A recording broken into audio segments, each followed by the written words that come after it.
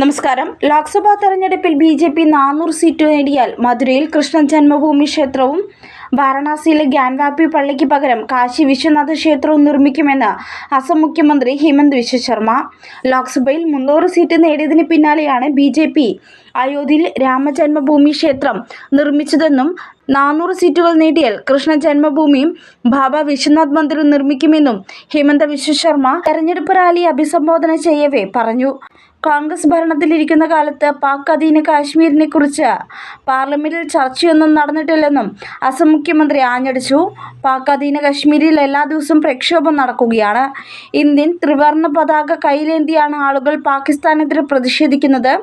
മോദിക്ക് 400 സീറ്റ് കിട്ടിയാൽ പാക് അധീന കാശ്മീർ ഇന്ത്യയുടേതാകുമെന്നും ഹിമന്ത ബിശ്വ ശർമ്മ കൂട്ടിച്ചേർത്തു.